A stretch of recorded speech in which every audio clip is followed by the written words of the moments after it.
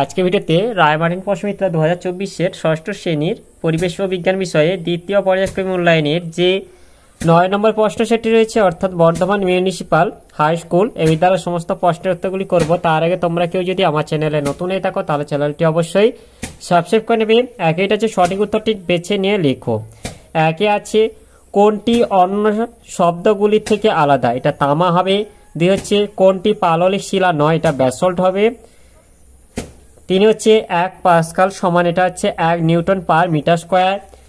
4 হচ্ছে বল ও সকেট সন্ধি দেখা যেটা কাঁধে হবে।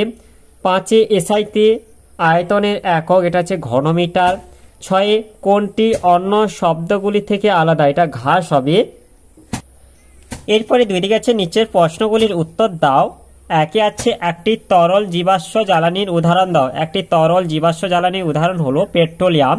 2 দিকে হচ্ছে পতাকায় হাওয়া লাগলে তাতে ঢেউ খেলে, ঘটনাটি বিজ্ঞানের কোন নীতির উদাহরণ, এটা হচ্ছে বার্নৌলি নীতির উদাহরণ। 3 হৃৎপিণ্ড থেকে যে নলের মাধ্যমে রক্ত সারা দেহে ছড়িয়ে পড়ে তার নাম কি, তার নাম হলো ধমনী।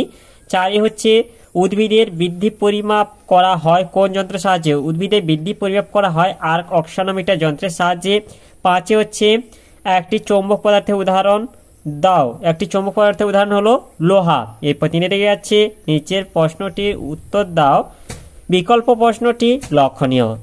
সম্পূর্ণ নাম ও প্রধান উপাদান লেখো।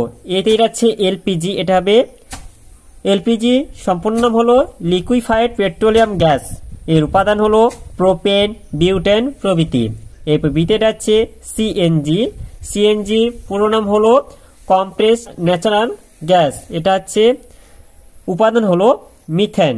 এরপর অথবা এটা আছে কথাটি ঠিক না ভুল যুক্তি দিয়ে বোঝাও। কোনো ধাতুর সব খনিজই ধাতুর আকরিক, কোনো ধাতুর সব খনিজই ধাতুর আকরিক কথাটি ভুল, কারণ লোহা একটি ধাতু, এর 2টি খনিজ হলো হেমাটাইট ও আয়রন পাইরেটাইট। হেমাটাইট খনিজ থেকে সহজ উপায়ে এবং কম খরচে উচ্চমানের লোহা নিষ্কাশন করা যায়, তাই হেমাটাইট হলো লোহার আকরিক। কিন্তু লোহার অপর খনিজ আয়রন পাইরেটাইট এর মধ্যে প্রচুর পরিমাণে লোহা বর্তমান থাকলেও এই খনিজ থেকে সহজে এবং কম খরচে উচ্চমানের লোহা নিষ্কাশন করা যায় না, তাই আয়রন পাইরেটাইট লোহার আকরিক নয়।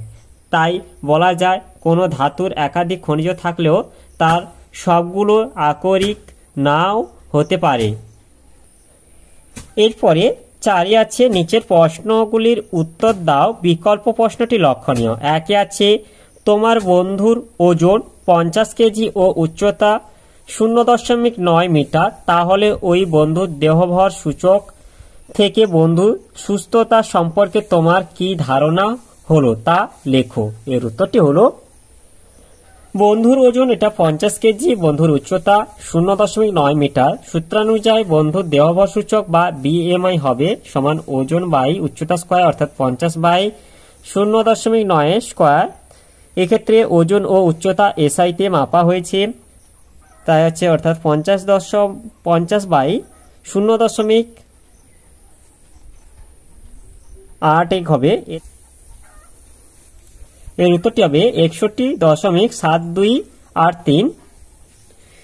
দেহভর সূচক 30 থেকে 40 বা তার বেশি হলে মোটা হয়ে যাওয়া বা স্থূলত্বকে নির্দেশ করে। এক্ষেত্রে বন্ধুর দেহভর সূচক 61.72 অর্থাৎ বন্ধুর অত্যাধিক মোটা হয়ে যাওয়াকে নির্দেশ করে। এর ফলে ভবিষ্যতে হৃৎপিণ্ডের রোগ, হাড়ের রোগ, যকৃতের রোগ প্রভৃতি সমস্যা তৈরি হওয়ার সম্ভাবনা আছে। এরপরে অথবা এটা হচ্ছে শ্বেত রক্তকণিকা ও অনুচক্রিকার কাজ লেখো।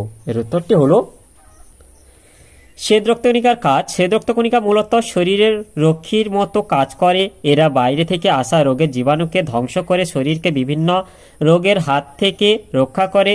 শ্বেত রক্তকণিকা শরীরে কোথাও ক্ষত হলে তা সারাই করতেও সাহায্য করে। অনুচক্রিকার কাজ, অনুচক্রিকা শরীরে কোথাও কেটে গেলে রক্ত জমাট বাঁধতে সাহায্য করে এবং দ্রুত রক্ত পড়া বন্ধ করে। এরপরে 2 আছে দুটি তারার মধ্যে দূরত্বকে কোন এককে প্রকাশ করা হয়, এটা হচ্ছে আলোকবর্ষক এককে প্রকাশ করা হয়। এই একক প্রাথমিক একক না লব্ধ একক ও কেন? এই একক প্রাথমিক একক, এর কারণ হলো আলোকবর্ষ একটি প্রাথমিক একক, এটি দৈর্ঘ্য প্রকাশের একটি বড় একক। দৈর্ঘ্য এই ভৌত রাশিটি একক একটি প্রাথমিক একক এবং এই একক অন্য কোনো এককের ওপর নির্ভর করে না, তাই আলোকবর্ষ কোনো লব্ধ একক নয়। এরপরে তিনি আছে বার্নৌলি নীতি সপক্ষে একটি হাতে কলমে পরীক্ষার উল্লেখ করো। এর উত্তরটি হলো